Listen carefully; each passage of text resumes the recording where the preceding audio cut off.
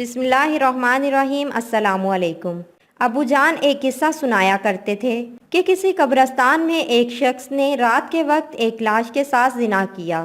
بادشاہی وقت ایک نیک صفت انسان تھا۔ اس کے خواب میں ایک سفید پوش آدمی آیا اور اسے کہا کہ فلاں مقام پر فلاں شخص اس گناہ کا مرتکب ہوا ہے، اور اسے حکم دیا کہ اس بندے کو فوراً بادشاہی دربار میں لا کر اسے مشیر خاص کے عہدے پر مقرر کیا جائے۔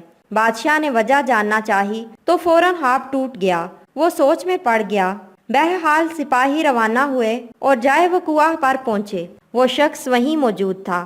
سپاہیوں کو دیکھ کر وہ بوکھلا گیا اور اسے یقین ہو گیا کہ اس کی موت کا وقت آ پہنچا ہے۔ اسے بادشاہ کے سامنے پیش کیا گیا۔ بادشاہ نے اسے اس کا گناہ سنایا اور کہا، آج سے تم میرے مشیر خاص ہو۔ دوسری رات بادشاہ کو پھر خواب آیا تو بادشاہ نے فوراً اس سفید پوش سے اس کی وجہ پوچھی کہ ایک ایسے بندے کے ساتھ ایسا کیوں کرنے کا کہا آپ نے؟ سفید پوش نے کہا، اللہ کو اس کا گناہ سخت ناپسند آیا۔ چونکہ اس کی موت کا وقت نہیں آیا تھا، اس لیے تم سے کہا گیا کہ اسے مشیر بنا لو تاکہ وہ عیش میں پڑ جائے اور کبھی اپنے گناہ پر نادم ہو کر معافی نہ مانگ سکے، کیونکہ اس کی سزا آخرت میں طے کر دی گئی ہے۔ مرتے دم تک وہ عیش میں غرق رہے گا، بلکہ خوش بھی ہوگا کہ جس گناہ پر اسے سزا دی جانی چاہیے تھی، اس گناہ پر اسے اعلیٰ عہدہ مل گیا، سو اسے گمراہی میں رکھنا مقصد تھا۔ ابو اٹھے، میرے سر پر ہاتھ رکھا اور کہا، بیٹا جب گناہوں پر آسانی ملنے لگے تو سمجھ لینا آخرت خراب ہو گئی اور توبہ کے دروازے بند کر دیے گئے تم پر۔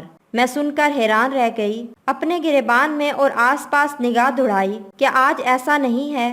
بار بار گناہوں کا موقع ملتا ہے ہمیں، اور کتنی آسانی سے ملتا ہے، اور کوئی پکڑ بھی نہیں ہوتی۔ ہم خوش ہیں، عیش میں ہیں۔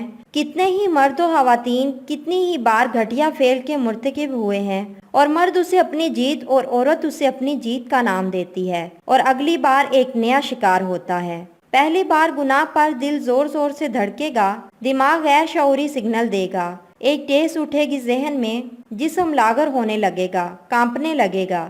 یہ وہ وقت ہوگا جب ایمان جھنجھوڑ رہا ہوتا ہے، چلا رہا ہوتا ہے کہ دور ہٹو، باز رہو، مگر دوسری بار یہ شدت کم ہو جائے گی اور پھر ختم۔ پھر انسان مست رہتا ہے اور خوش بھی، مگر افسوس کہ اوپر والا اس سے اپنا تعلق قطع کر لیتا ہے۔ گناہ کا یہ راستہ ہمیشہ ہموار ہوگا اور آسان بھی، مگر یاد رکھیے، سچ کا راستہ دشوار ہوتا ہے، اس میں بے شمار تکلیفیں ہوں گی، آزمائشیں، مصیبتیں سب ہوں گی، مگر گناہ کا راستہ ہمیشہ ہموار ہوگا۔ کسی زمین میں گندم خود بخود نہیں اگاتی، بلکہ اگائی جاتی ہے، محنت کی جاتی ہے، خیال کیا جاتا ہے، حفاظت کی جاتی ہے، تب جا کر پھل ملتا ہے۔ جبکہ کسی زمین میں جھاڑیاں، غیر ضروری گھاس پھوس، کانٹے دار پودے خود ہی اگاتے ہیں، ان پر کوئی محنت نہیں کرنی پڑتی، وہ خود ہی اگتی ہیں اور کچھ ہی دنوں میں پوری زمین کو اپنی لپیٹ میں لے کر اسے نکارہ بنا دیتی ہیں۔ بالکل اسی طرح آپ کے دل کی زمین پر جہاں گناہوں کا تصور ازحد پیدا ہوگا اور بڑھے گا، مگر نیکیوں کے لیے گناہوں سے بچنے کے لیے محنت کرنی پڑے گی، دشواریوں سے گزرنا ہوگا۔ خدا را اس لعنت سے بچیں، اس میں ملوث ہونا کوئی کمال نہیں ہے، بچنا کمال ہے، باز رہنا کمال ہے۔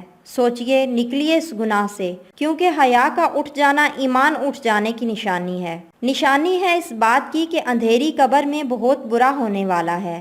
اللہ پاک ہم سب کو ہدایت دے، آمین۔